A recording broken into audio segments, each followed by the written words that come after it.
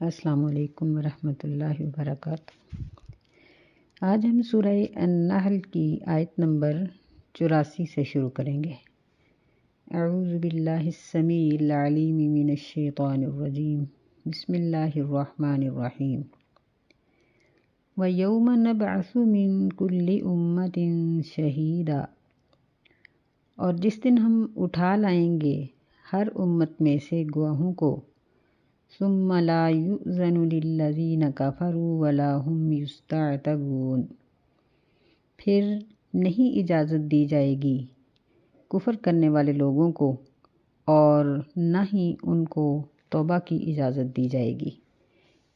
یہ قیامت کے دن کا حال اللہ تعالیٰ ذکر کر رہے ہیں، چونکہ اللہ تعالیٰ نے اپنی بہت سی نعمتوں کا اس سے پہلے اس صورت میں تذکرہ کیا ہے، لیکن انسان بہت ناشکرا ہے کہ وہ اللہ تعالیٰ کی نعمتوں کو کھا کے استعمال کر کے پھر اس کے ساتھ کفر کرتا ہے۔ تو اللہ رب العزت جہاں رحیم و کریم ہے وہاں اس کی صفت جبار بھی ہے، قہار بھی ہے، کیونکہ اگر وہ بدلہ نہ لے تو اس کے رحم کا بھی کوئی فائدہ نہیں، کہ رحم تو ان لوگوں کے لیے ہے جو محنت کرتے ہیں، اور جو محنت نہیں کرتے، جو اللہ تعالیٰ کی اطاعت نہیں کرتے، اللہ کی بات کو نہیں مانتے بلکہ اپنی من مانی کرتے ہیں اور اپنی عیش کی زندگی گزارتے ہیں، اگر ان کو سزا نہ ملے تو اطاعت کرنے والوں کو بھی ان کی اطاعت کا صلہ مکمل نہیں مل سکتا۔ اس لیے اللہ تعالیٰ نے منکرین کے لیے سخت قسم کی سزا بھی رکھی ہے، اور فرمایا کہ ایسے لوگوں کو جب قیامت والے دن اٹھایا جائے گا تو پہلی بات تو یہ ہے کہ ہم ان کے گناہوں کی سزا بلا اقرار ان کو نہیں دیں گے، بلکہ اللہ تعالیٰ مجرم سے اقرار کروائیں گے۔ قرآن مجید کی آیات اور احادیث سے جو بات معلوم ہوتی ہے وہ یہی ہے کہ مجرم کے سامنے اس کے نامہ اعمال کو پیش کیا جائے گا، لیکن بعض ایسے ضدی ہوں گے کہ انکار کر دیں گے۔ پھر اللہ تعالیٰ ان زمین کے ٹکڑوں کو بلائیں گے جہاں انسان نے وہ گناہ کیے تھے، لیکن پھر بھی مجرم نہیں مانے گا۔ پھر اس کے اوپر انسانوں میں سے گواہ کھڑے کیے جائیں گے، پھر بھی وہ انکار کرے گا، تو بالآخر اللہ تعالیٰ فرماتے ہیں کہ ہم ان کے منہ پر مہر لگا دیں گے اور ان کے ہاتھ پاؤں ہم سے کلام کریں گے۔ اور ایک جگہ پر ذکر کیا کہ انسان کی جلد، اس کا چمڑا، اس کے کان، آنکھ، سارے اعضاء بولیں گے کہ ان سے کیا کروایا گیا، اور انسان ان کو لعن طعن کرے گا، لیکن یہ اعضاء اللہ تعالیٰ کے ماتحت اور اللہ تعالیٰ کے حکم کے تابع ہوں گے، یعنی اپنی مرضی سے نہ بول سکیں گے نہ روک سکیں گے، بلکہ ان کو بلایا جائے گا،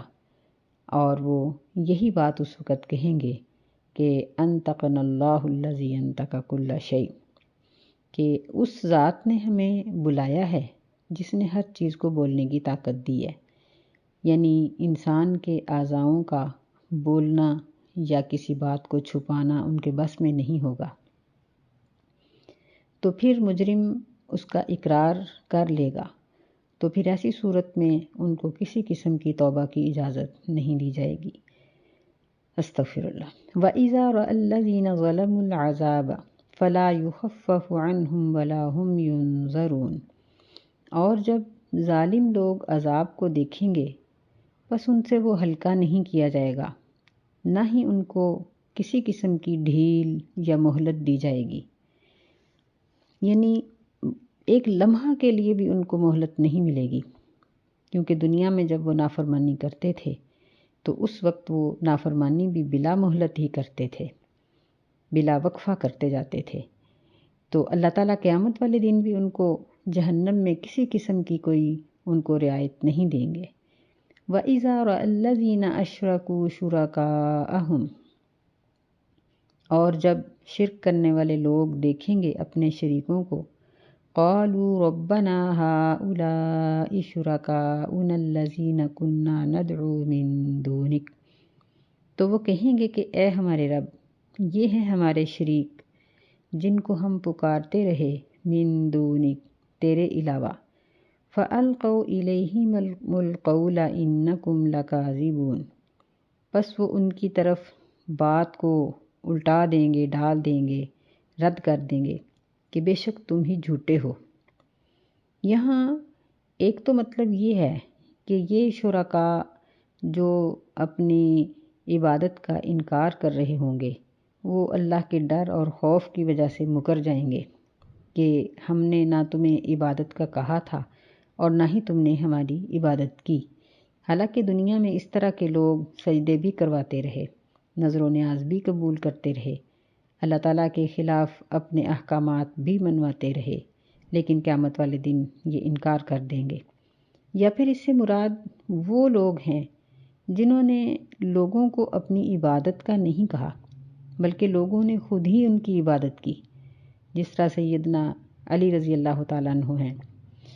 سیدنا عیسیٰ علیہ السلام ہیں، سیدنا عزیر علیہ السلام ہیں، نبی صلی اللہ علیہ وسلم ہیں، اور دیگر بہت سے اس طرح کے نیک اور متقی لوگ جو اپنی زندگی میں اللہ کی اطاعت اور فرما برداری کرتے رہے، لیکن ان کی وفات کے بعد لوگوں نے ان کو بہت چڑھا دیا اور ان کی عبادت کرنا شروع کر دی، تو وہ قیامت کے دن انکار کر دیں گے۔ وَأَلْقَوْا إِلَى اللَّهِ يَوْمَئِذٍ السَّلَمَ وَضَلَّ عَنْهُمْ مَا كَانُوا يَفْتَرُونَ، اور وہ اللہ کی طرف ڈالیں گے اس دن صلح کا پیغام، اور ان سے وہ چیز گم ہو جائے گی جو وہ دنیا میں جھوٹ باندھتے رہے۔ یعنی جب ان کے شرکاء ان کی عبادت کا انکار کر دیں گے تو پھر مجرم اللہ کی طرف رجوع کریں گے اور اللہ کی طرف صلح اور یعنی اللہ تعالیٰ سے سلامتی کے طلبگار ہوں گے، اور ان سے سارا جھوٹ رفع ہو جائے گا۔ یعنی دنیا میں جو کچھ وہ کرتے رہے اور ضد اور اصرار کے ساتھ کرتے رہے، یہاں اس کا کچھ حصہ بھی ان کو نہیں ملے گا، اور وہ نہیں سمجھیں گے کہ اب اللہ تعالیٰ کے ساتھ کس طرح سے وہ بات کریں۔ یہ کون لوگ تھے؟ الذین کفروا، یہ وہ لوگ تھے جنہوں نے کفر کیا، وصدوا عن سبیل اللہ، اور انہوں نے اللہ کی راہ سے روکا، زدناہم عذابا فوق العذاب بما کانوا یفسدون، ہم ان کا عذاب زیادہ کر دیں گے عذاب پر، یعنی پے در پہ عذاب ان کو دیں گے اس وجہ سے کہ وہ فساد کرتے تھے۔ یعنی ایسے لوگوں کے جرم یہ بیان کیے گئے ہیں کہ پہلا جرم کہ وہ کفر کرتے تھے، دوسرا کہ وہ صرف اپنی حد تک نہیں رہتے تھے، دوسروں کو بھی اللہ کی راہ سے روکتے تھے، اور تیسری یہ بات بتائی گئی ہے کہ وہ بگاڑ پیدا کرتے تھے، زمین میں فساد پیدا کرتے تھے۔ تو یہاں یہ معلوم ہوا کہ ہر مشرک کافر ہوتا ہے، لیکن ہر کافر مشرک نہیں ہوتا۔ کافر اس کو کہتے ہیں جو اللہ تعالیٰ کی ذات کا انکار کرتا ہے، وہ کہتا ہے کہ دنیا خود ہی وجود میں آئی، خود ہی ختم ہو جائے گی، اور خود ہی یہ سارا سلسلہ چل رہا ہے، کسی بھی معبود کو نہیں مانتا۔ لیکن مشرک وہ ہے جو اللہ تعالیٰ کی صفات یا اللہ کی ذات میں کسی دوسرے کو شریک ٹھہراتا ہے کہ اگر اللہ اولاد دے سکتا ہے تو کوئی دوسرا بھی دے سکتا ہے، اللہ کی صفات وہ دوسروں میں مانتا ہے، اسے مشرک کہتے ہیں۔ تو ہر مشرک اللہ تعالیٰ کا انکار کرنے والا ہے، کافر ہے، لیکن ہر کافر مشرک نہیں ہوتا۔ تو یہاں ان کا یہ بہت بڑا جرم ہے مشرکین کا کہ وہ اللہ تعالیٰ کی نعمتوں اور اس کی صفات کا انکار کرتے ہیں، اور پھر یہ کفر اپنی حد تک نہیں رکھتے بلکہ دوسروں کو بھی اللہ کی راہ سے روکتے ہیں۔ یہاں ہمیں تھوڑا سا اپنے آپ پر بھی غور کرنا چاہیے کہ الحمدللہ بے شک ہم اللہ کی توحید پر عمل کرنے والے ہیں، مسلمان ہیں، لیکن ہم لوگ بڑی آسانی سے دوسروں کو دین کے کام سے روکنا شروع کر دیتے ہیں۔ مثلاً کسی کو پردے سے روکیں گے، کسی کو سادگی سے روکیں گے، کسی کو حیاداری سے روک دیں گے۔ اگر کوئی شخص حلال کھا رہا ہے، غربت کی زندگی گزار رہا ہے، تو سود خور اس کو حلال کھانے پر طعنہ دے گا اور اسے گناہ کا مشورہ دے گا کہ تم بھی سود لے لو، بینک سے قرض لے لو، فلاں سے لے لو، ایسے کر لو، غلط راستے اس کو بتائے گا اور اسے دین سے روکے گا۔ اگر کوئی بچہ داڑھی رکھ لیتا ہے تو اس کو روکا جاتا ہے کہ تم ایسا کیوں کرتے ہو۔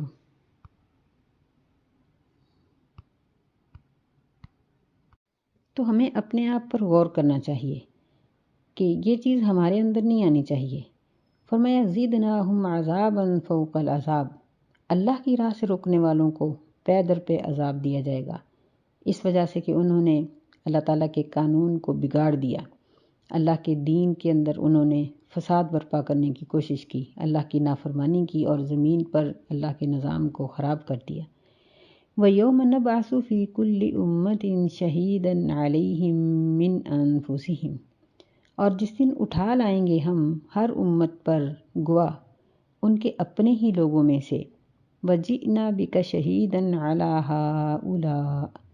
اور ہم لے آئیں گے آپ صلی اللہ علیہ وسلم کو گواہی دینے والے کے طور پر ان تمام لوگوں پر۔ یعنی یہاں میدان حشر کا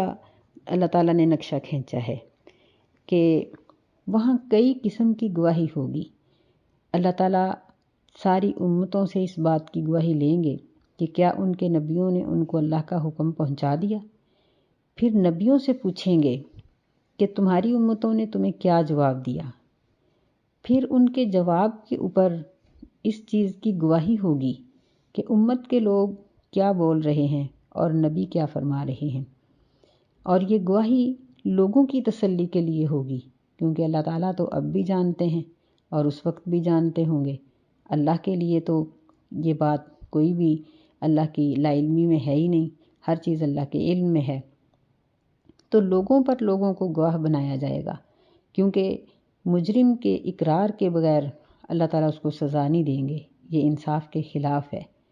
پھر اللہ تعالیٰ تمام نبیوں پر اور نیک لوگوں پر نبی صلی اللہ علیہ وسلم کو گواہ بنائے گا۔ اور پھر جس طرح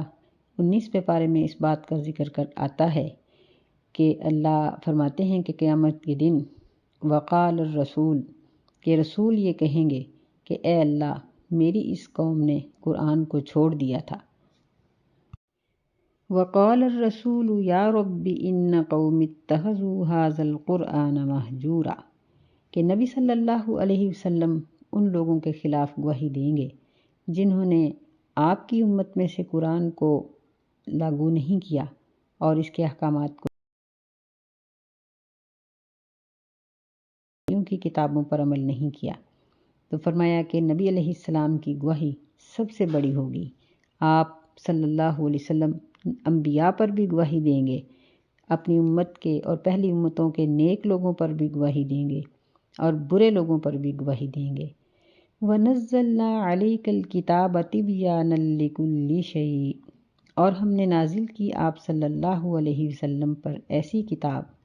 تِبْيَانًا جو وضاحت کے ساتھ بیان کر دینے والی ہے ہر چیز کو،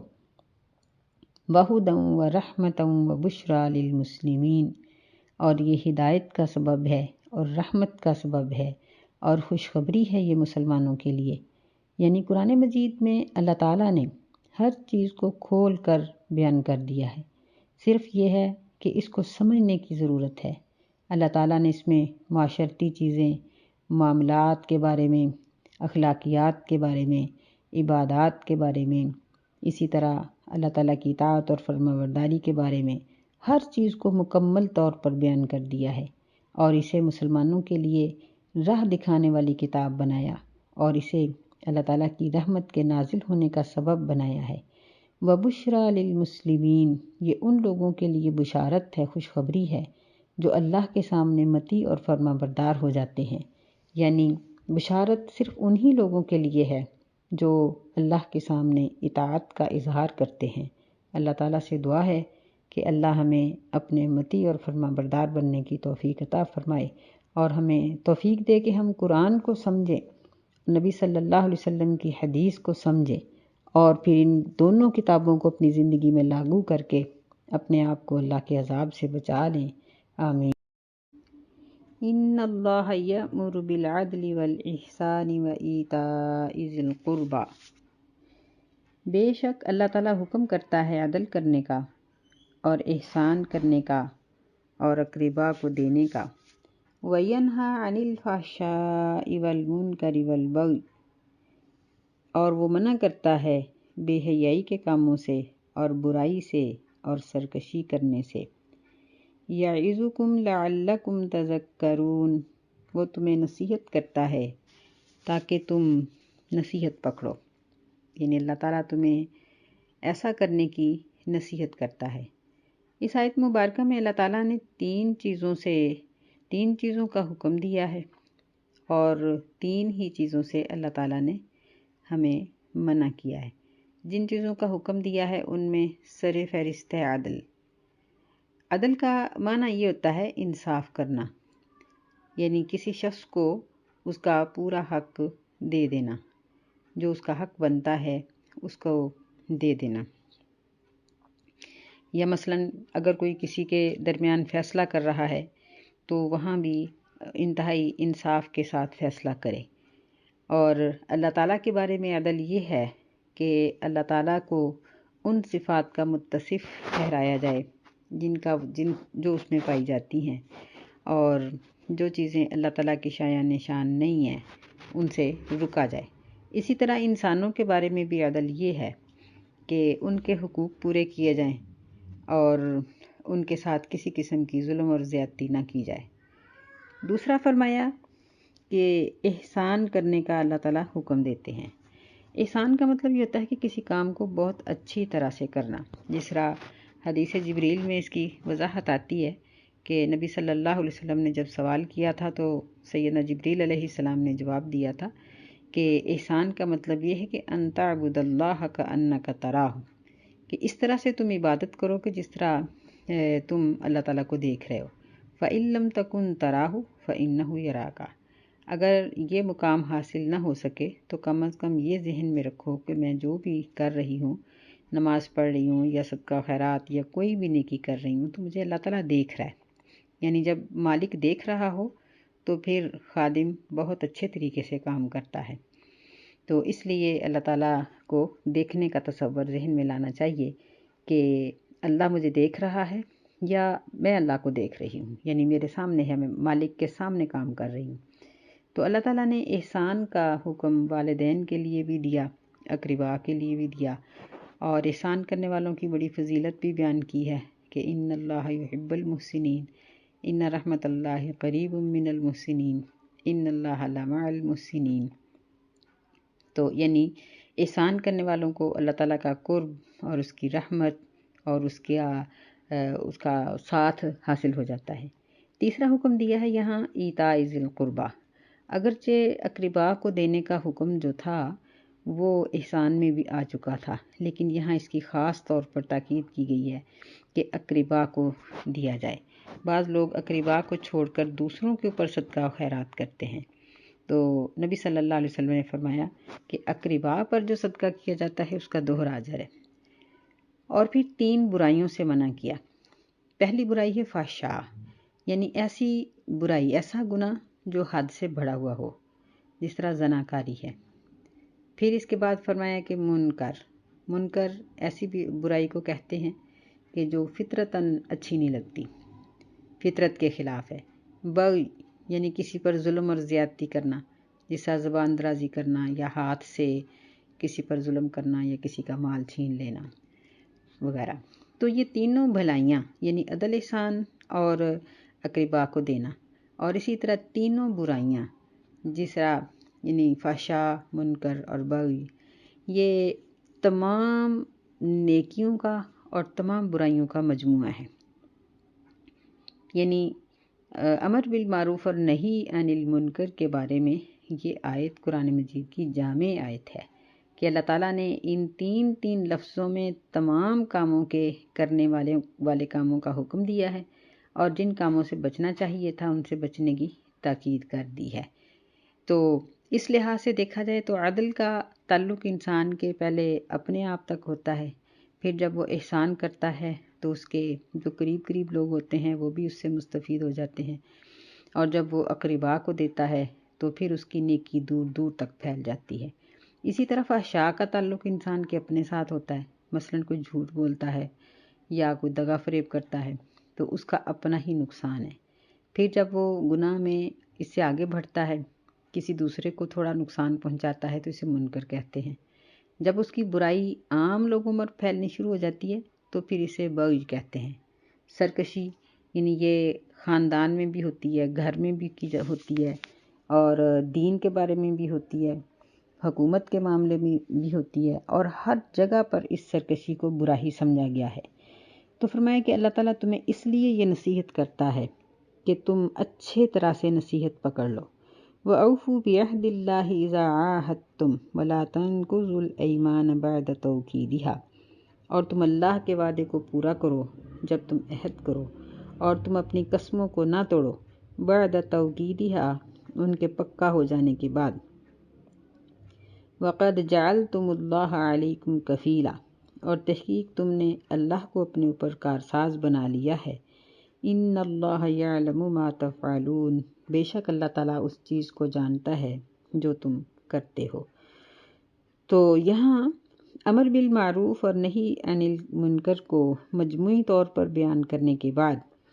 اس کی تھوڑی سی وضاحت کی گئی، اور وضاحت میں ایفائے عہد کا ذکر کیا گیا کہ اپنے عہد کو پورا کرو جو اللہ سے کر چکے ہو۔ تو اس سے مراد ایک تو وہ عہد ہے جو دنیا پر آنے سے پہلے اللہ تعالیٰ نے ہماری ارواح سے لیا، ہماری روحوں سے لیا، اور پھر اس عہد کو ہمیں انبیاء علیہ السلام نے یاد کرایا کہ تم عہد کر کے آئے ہو۔ پھر اس کے علاوہ قرآن مجید کے تمام احکام اللہ کا اور اللہ کے بندے کا عہد ہیں، حدیث کے تمام احکام اللہ اور اس کے بندے کا عہد ہیں۔ پھر اس کے بعد آپس کے عہد معاہدے، جس میں سب سے زیادہ اور سب سے اہم جو معاہدے ہوتے ہیں وہ کاروبار کے ہوتے ہیں، تو اللہ تعالیٰ نے ان کو پورا کرنے کا حکم دیا ہے۔ تو یہاں اللہ تعالیٰ نے یہ لفظ یہاں ذکر فرمایا ہے وَقَدْ جَعَلْتُمُ اللَّهَ عَلَيْكُمْ كَفِيلًا، کہ اور تم نے اللہ کو اپنے اس وعدے پر کارساز بنا لیا ہے۔ تو بعض کے نزدیک یہ ہے کہ یہ وہ عہد ہے جس پر اللہ کا لفظ، اللہ کا نام لے کر قسم کھائی گئی ہو، لیکن صحیح بات یہ ہے کہ ہر وہ معاہدہ جو بندہ آپس میں کرتا ہے وہ اپنی دینداری کی بنا پر وہ اللہ کو حاضر سمجھ کر ہی کیا ہوا عہد ہوتا ہے۔ احادیث میں جس طرح تاکید کی گئی ہے اس میں یہ چیز شامل نہیں کی گئی کہ جہاں اللہ کی قسم کھائی ہو وہ عہد پورا کرو اور جہاں نہیں کھائی گئی وہ نہ پورا کرو، نہیں، ہر عہد عہد ہی ہے اور ہر عہد کو پورا کرنا ضروری ہے۔ البتہ جہاں اللہ کی قسم کھا کر، اللہ کا نام لے کر قسم کھائی گئی ہو اور اس وعدے کو توڑا گیا ہو تو اس کی بہت زیادہ سزا ہے، بلکہ قرآن مجید یہ کہتا ہے کہ ایسے عہد کو توڑنے پر اس کا کفارہ بھی دینا پڑے گا کہ غلام آزاد کرے یا 10 آدمیوں کو کھانا کھلائے یا ان کو لباس دے، یا نہیں کر سکتا تو کم از کم 3 روزے ضرور رکھے۔ تو یعنی عہد عام ہو اس کا توڑنا بھی برا ہے، اور جو خاص ہو قسم کے ساتھ متعلق وہ بہت ہی برا ہے۔ تو عام کوئی کسی کام کا عہد کیا گیا ہو وہ بھی پورا کرنا چاہیے، اگر کوئی کاروباری معاہدہ ہو تو وہ بہت ہی زیادہ اچھے طریقے سے پورا کرنا چاہیے۔ ان اللہ یعلم ما تفعلون، بے شک اللہ جانتا ہے جو تم کرتے ہو، یعنی عہد کرتے ہوئے اور اس کو توڑتے ہوئے یا پورا کرتے ہوئے یہ بات ذہن میں رکھنی چاہیے کہ اللہ مجھے دیکھ رہا ہے۔ اگر ہم عہد کو پورا کریں گے تو انشاءاللہ اللہ اس پہ اجر دے گا، اور اگر ہم عہد کو پورا نہیں کریں گے تو اس کے اوپر سزا ضرور ملے گی۔ وَلَا تَكُونُوا كَالَّتِي نَقَضَتْ غَزْلَهَا مِن بَعْدِ قُوَّةٍ أَنْكَاثًا، اور تم اس عورت کی طرح نہ ہو جاؤ، ناقضت جس نے توڑ ڈالا، غزلها اپنے کاتے ہوئے دھاگے کو، یعنی جو پہلے اس نے دھاگا بنایا تھا اس کو ٹکڑے ٹکڑے کر ڈالا، من بعد قوت انکاسا، اس کے پکا کرنے کے بعد، قوت اس کو دینے کے بعد ٹکڑے ٹکڑے کر دیا۔ تتخذون ایمانکم دخلا بینکم، تم بناتے ہو اپنی قسموں کو آپس میں مکر و فریب کا سبب، ان تکون امت ہی اربا من امہ، تاکہ تم ایسی جماعت ہو جاؤ جو دوسری جماعت سے بڑھ جانے والی ہے۔ انما یبلوکم اللہ بہ، بے شک تمہیں اس کے ساتھ اللہ تعالیٰ آزماتا ہے۔ وَلَيُبَيِّنَنَّ لَكُمْ يَوْمَ الْقِيَامَةِ مَا كُنْتُمْ فِيهِ تَخْتَلِفُونَ، اور ضرور وہ بیان کر دے گا، واضح کر دے گا تمہارے لیے قیامت کے دن اس چیز کو جس میں تم اختلاف کرتے تھے۔ یعنی بعض اوقات یوں ہوتا ہے کہ ایک پارٹی کے ساتھ ایک معاہدہ کیا گیا ہوتا ہے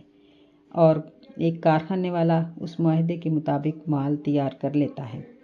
لیکن اس پارٹی کو جب دوسری طرف سے کچھ کم یا کچھ اور چیز مل جاتی ہے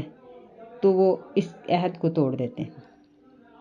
اس معاہدے کو توڑ کر دوسری پارٹی سے تھوڑا بہت فائدہ جو زیادہ ملنا تھا اس کی طرف چلے جاتے ہیں، جس کی وجہ سے بعض اوقات اتنا نقصان ہو جاتا ہے کہ جس نے مال تیار کیا تھا وہ ساری زندگی اٹھ نہیں سکتا۔ تو اس لیے اللہ تعالیٰ نے ایسا کرنے سے منع کیا ہے۔ پھر ایسے ہی جس طرح یہ سیاسی معاملات ہوتے ہیں،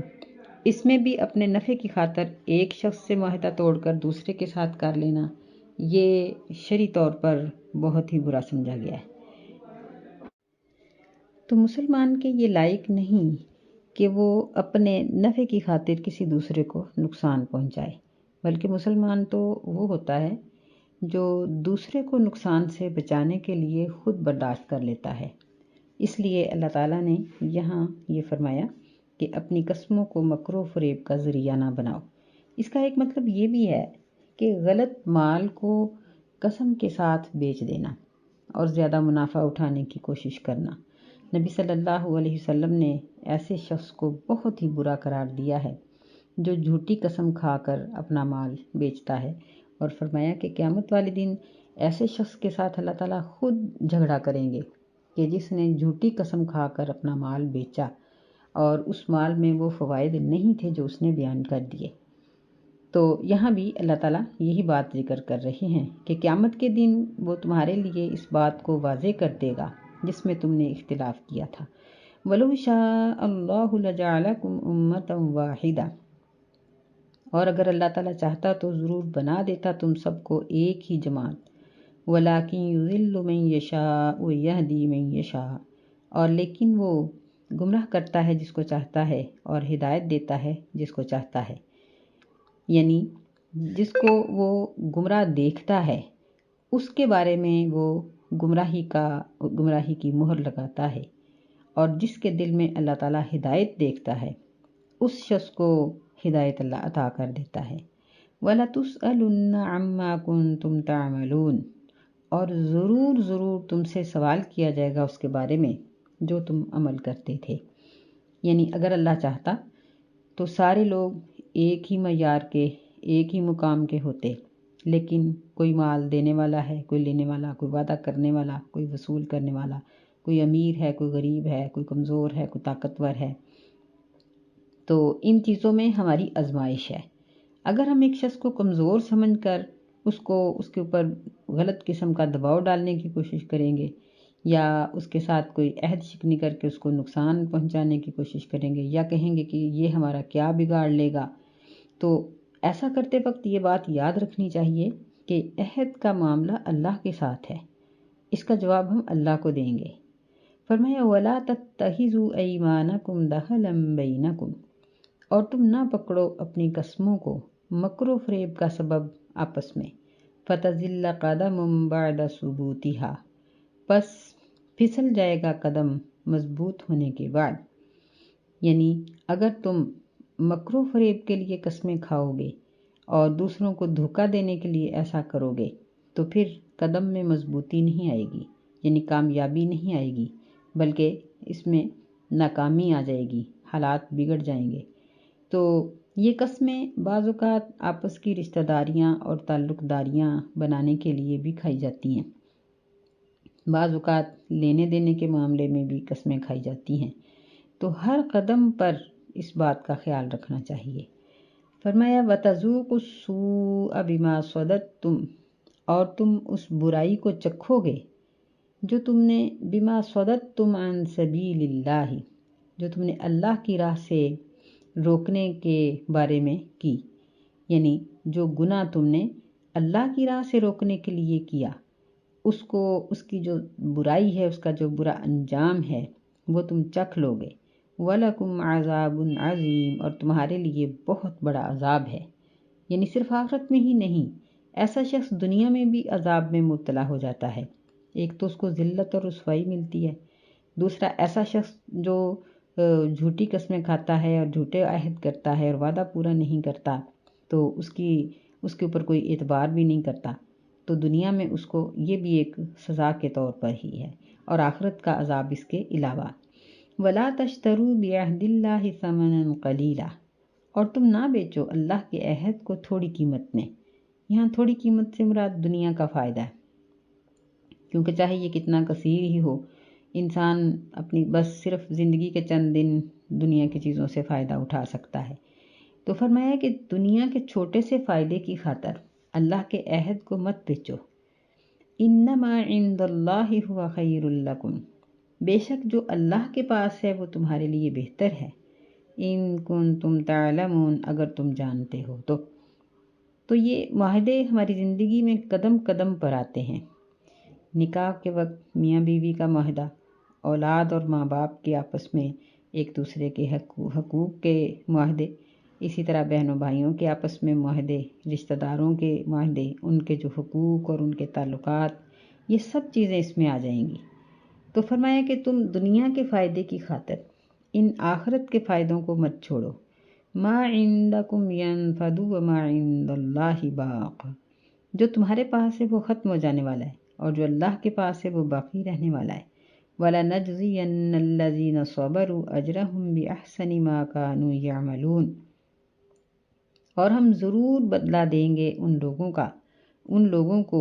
جنہوں نے صبر کیا۔ اجرہم یعنی ان کے نیک اعمال کا اجر ہم ان کو دے دیں گے۔ بِأَحْسَنِ مَا كَانُوا يَعْمَلُونَ، جو وہ عمل کرتے رہے اس سے بہت اچھا۔ اس کو پھر پڑھتے ہیں، وَلَنَجْزِيَنَّ الَّذِينَ صَبَرُوا أَجْرَهُمْ، اور ضرور ہم دے دیں گے صبر کرنے والے لوگوں کو ان کا اجر، بِأَحْسَنِ مَا كَانُوا يَعْمَلُونَ، بہت اچھا اس چیز سے جو وہ عمل کرتے تھے۔ یعنی دنیا میں انہوں نے جو نیکیاں کی ہیں، قیامت کا اجر اس سے بہت بڑا اور بہت ہی اچھا ہوگا۔ من عمل صالحا من ذکر او انثی وہو مؤمن، جو شخص نیک عمل کرتا ہے، مرد ہو یا عورت، اور وہ مومن ہو، فَلَنُحْيِيَنَّهُ حَيَاةً طَيِّبَةً، پس ہم ضرور اس کو زندگی دیں گے، پاکیزہ زندگی۔ وَلَنَجْزِيَنَّهُمْ أَجْرَهُمْ بِأَحْسَنِ مَا كَانُوا يَعْمَلُونَ، اور ہم ان کو ان کا اجر دیں گے بہت اچھا اس چیز سے جو وہ عمل کرتے تھے۔ یعنی اس آیت میں ایک بات تو یہ معلوم ہوئی کہ انسان کو ہر نیکی کا اجر ملتا ہے۔ جو نیکی شرعی لحاظ سے نیکی یا شریعت کی زبان میں جس کو ہم نیکی کہتے ہیں، وہ اجر سے خالی نہیں ہے۔ دوسری بات یہ معلوم ہوئی کہ نیکیوں کا اجر صرف آخرت میں نہیں ملتا بلکہ دنیا میں بھی ملتا ہے۔ فَلَنُحْيِيَنَّهُ حَيَاةً طَيِّبَةً، یعنی اس کی زندگی کے اندر سہولت، آرام، سکون، اطمینان اور بہت سی نعمتیں اللہ تعالیٰ اس کو صلے کے طور پر دنیا میں ہی دے دیتے ہیں۔ اور تیسری بات اس میں یہ معلوم ہوئی کہ جس طرح دنیا میں مرد اور عورت کے مقام کا فرق ہے، مرد کو اللہ نے فوقیت دی ہے، لیکن جب عمل کا مسئلہ آئے گا، نیکی اور گناہ کا مسئلہ آئے گا، تو اس میں مرد اور عورت برابر ہیں، کیونکہ اس کا تعلق انسان کے دل کے ساتھ ہے۔ اور مرد ہے یا عورت، وہ نیکی کریں گے تو وہی نیکی مرد کرے تو اس کو جو اجر ملے گا، عورت کو اس نیکی کے کرنے پر بھی اتنا ہی ملے گا۔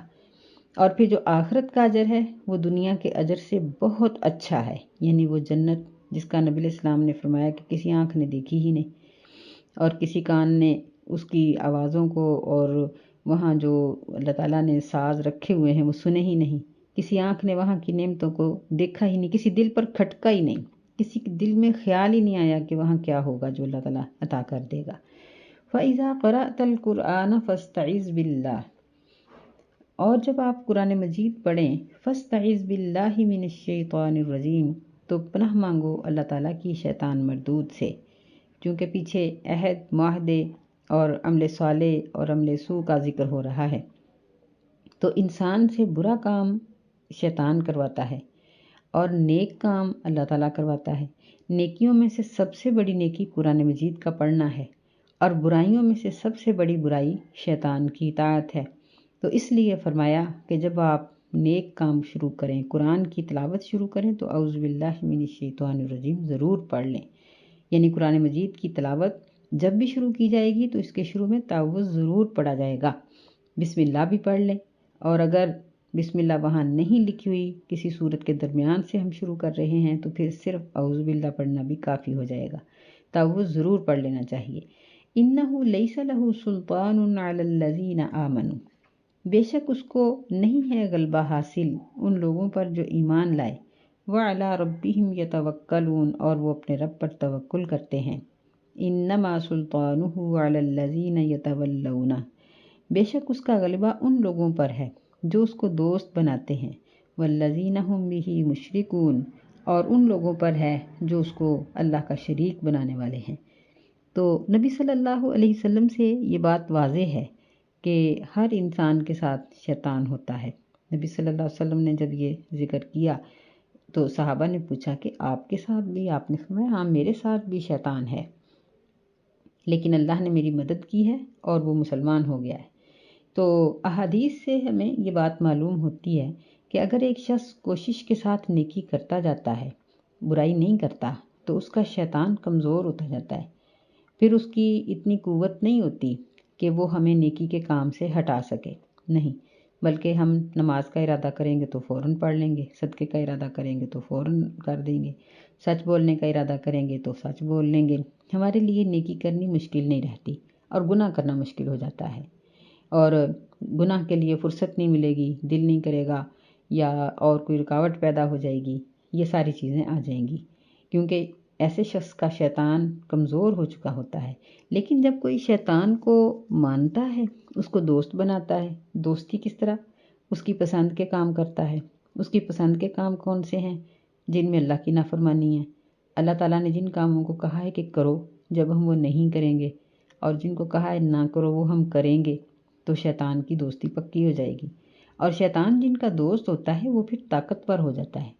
اتنا قوت والا ہو جاتا ہے کہ بعض اوقات بعض ایسے بدبخت ہوتے ہیں کہ وضو کرنے کے بعد وہ نماز نہیں پڑھتے، یا وضو کرنے کے بعد کوئی ایسی مصروفیت ہو جائے گی کہ نماز چھوٹ جائے گی۔ تو یہ اس چیز کی علامت ہے کہ ایسے شخص پر شیطان کا غلبہ ہے۔ لیکن کبھی کبھی ایسا کسی نیک شخص کے ساتھ بھی ہو جاتا ہے جو کثرت سے اس راہ پر چل نکلے گا، اس کو غور کرنا چاہیے، اور جس کے ساتھ کبھی کبھی ایسا واقعہ ہو کہ وضو کرنے کے بعد بھی اس کی نماز لیٹ ہو جائے یا رہ جائے، تو اسے چاہیے کہ ایک تو نماز کو ضائع نہ کرے، جس نیکی کا بھی ارادہ کیا تھا اگر اس کا وقت نکل گیا ہے تو پھر بھی اس کو کر گزرے، کسی اور طریقے سے کر لے۔ تو دوسرا یہ ہے کہ اپنے لیٹ ہونے پر اللہ تعالیٰ سے بخشش مانگے اور استغفار بھی کرے،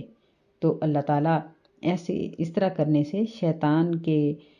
کی قوت کو توڑ دیتے ہیں، شیطان کی قوت ختم ہو جاتی ہے، اور اللہ کی قوت انسان کے ساتھ پہلے ہی بہت زیادہ ہے، پھر اللہ تعالیٰ ایسے شخص کو تھام لیتے ہیں اور اس سے اللہ تعالیٰ نیکی کے کام کروا لیتے ہیں۔ اللہ سے دعا ہے کہ اللہ ہمیں شیطان کے غلبے سے بچنے کی توفیق عطا فرمائے۔ السلام علیکم ورحمۃ اللہ وبرکاتہ۔